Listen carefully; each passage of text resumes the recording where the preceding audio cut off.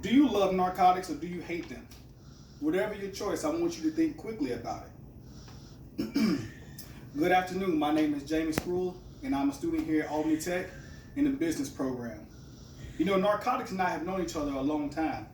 I've watched family and friends use prescriptions, after my cousin's car wreck and like my mother's hysterectomy. I've even used narcotics when I was younger from an accident I had. The world is full of people who are living with aches and pains. It is also full of people wanting to feel numb and looking for an escape. Narcotics are versatile, and a lot of people use them, maybe even you.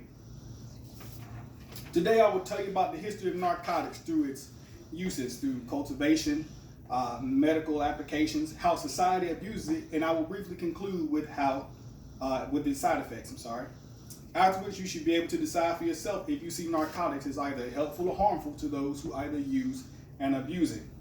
Let's start with the origins. According to the online Encyclopedia Britannica, a narcotic is a drug that produces pain relief, a state of sleep, an addiction, and in some people, narcotics also produce euphoria, which is a great feeling of elation. So where did it originate? Well, an article by Lee Anderson titled Understanding Opioid dates the first mentions of narcotics in the ancient era back to about 3400 BC. Narcotics from ancient times all had a common source, which was the red opium poppy. And the earliest records of the poppy being cultivated were in Mesopotamia by the Sumerians. The Sumerians referred to the opium as the joy plant and passed it on to Egyptians. There are some pictures of the red opium. Narcotics can be cultivated naturally or synthetically. The cultivation of natural narcotics can be derived from the collection of seeds from the poppy plants. And the extracting of the alkaloids allow for the drugs morphine and codeine to be produced. However, a blog on the Recovery Project Synthetic Narcotics List details that in addition to natural opiates, there are semi-synthetic and synthetic opioids. It also mentions that if a substance is synthetic, it is technically an opioid rather than an opiate. Some examples include tramadol, fentanyl, and methadone. Because of its many uses, narcotics have been traded and trafficked all around the world. It is therefore safe to assume that this would have an economic impact. Trafficking, as you know, is a problem across the globe, and a lot of these countries that do this are not first world countries. So the countries that do produce these drugs, mass produce them, are usually associated with them. For example, if I were to ask you where cocaine comes from, you would probably say Colombia. And you might even mention the cartels.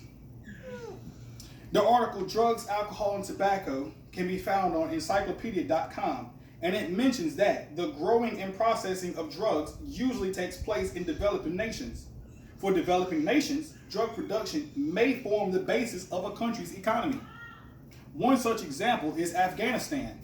And back in 1999, they produced over 4,500 metric tons, or about 80% of the world opium supply. That's a pretty substantial number. Historical trading also had an economic impact on the world.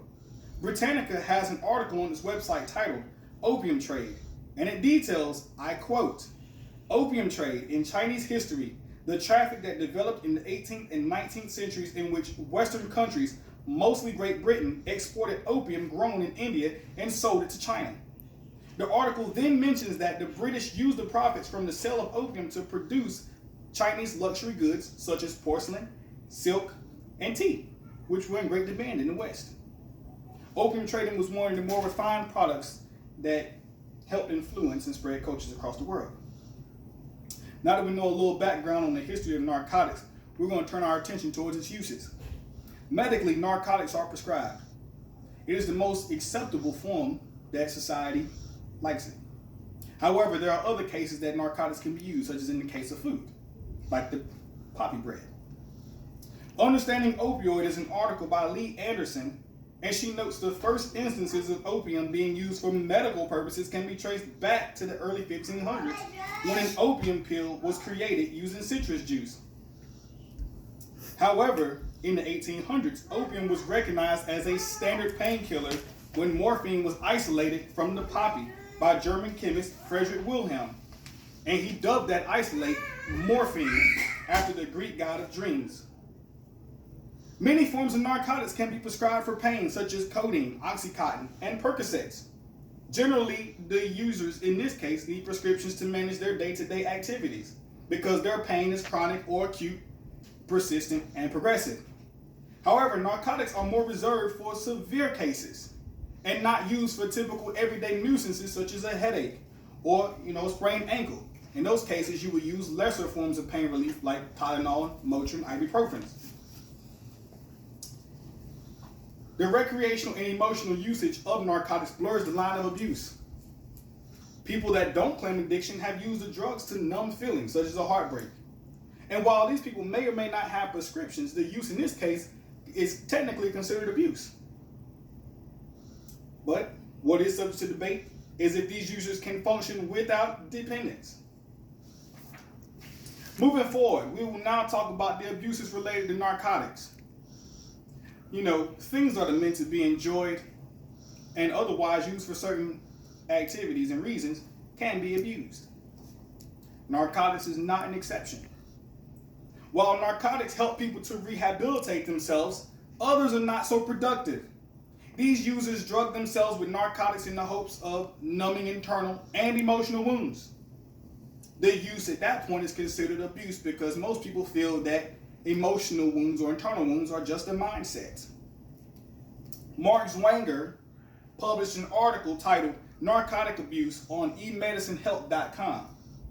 And he notes that narcotic use is considered abuse when people use narcotics to seek feelings of well-being apart from narcotics pain relief applications. And after marijuana, non-medical use of painkillers is the second most common form of illicit drug use in the United States. The United Nations releases a World Drug Report every year based off numbers 2 years prior.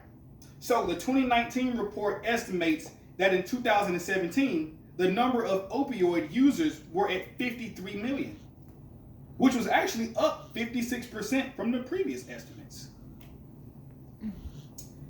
On a lighter note, while many feel pessimistic about the topic, there are others who advocate personally rather than publicly for the use of narcotics.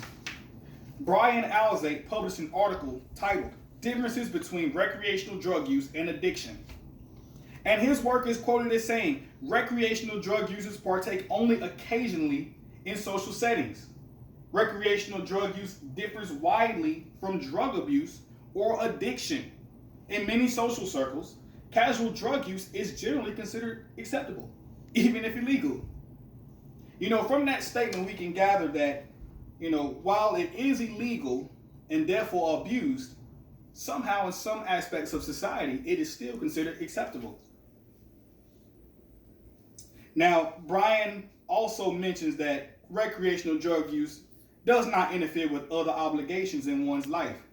However, the term recreational drug use is misleading as it downplays the risks associated with each individual drug. Now that you know a little bit of information regarding the abuse of narcotics, let's talk about side effects. Narcotics have many side effects, and although many people become tolerant while ingesting them over long periods of time. The article Opioid Medications was published by Melinda Bertini, and she describes the side effects as constipation, drowsiness, nausea, and vomiting. She also mentions that when you use the medication over an extended period of time, you can gain what's called a dependence. A dependence is this happens when your body becomes so used to the drug that you abruptly stop using it and you get withdrawal symptoms. The withdrawal symptoms of narcotics is pretty much the same as the original side effects. The only difference is now you have the added anxiety and irritability along with muscle pains. Another potential drawback to ingesting narcotics is that after taking the medication for a while, you might find that you need more of the drug to achieve the same effect in easing the pain. This is called tolerance, and that is one of the habit-forming properties of narcotics. It's not the same as an addiction, because an addiction involves the compulsive use of a drug. Addiction is also one of the serious side effects of using narcotics. And the people who are addicted compulsively seek out the pain medications, and they may even get them off the streets, or they may steal them from somebody. However, the former is the one that is more serious because it can often be laced with lethal amounts of fentanyl. I'm going to show you some pictures of some things here. And I meant to put this in the beginning, but here's the trade routes on the history of narcotics. And as you can see where it starts here in the Middle East and travels along the roads and then travels by sea. And you can see where it ends up in China, which is what I spoke about. Here's some pictures of narcotics as well. Now, you know what narcotics are. And you know how it impacts the lives of people around the world. And you know its history. Narcotics have been around for thousands of years. And it serves many purposes, from medicinal to recreational. It can be seen in the media, public, and behind doors, whether private or professional. Many of the users can end up abusing them, even unintentionally. And there's a fine line between those who struggle with the pain and the junkies looking to get high. I hope you all learned something about narcotics. And as you can see, the drugs can be good or bad depending on who's asking. And I challenge you to dive more into the topic with your own research. Now, do you remember the first thing that I asked you? I asked if you love or hate narcotics. I'm willing to bet now that you can't answer that question as simple anymore.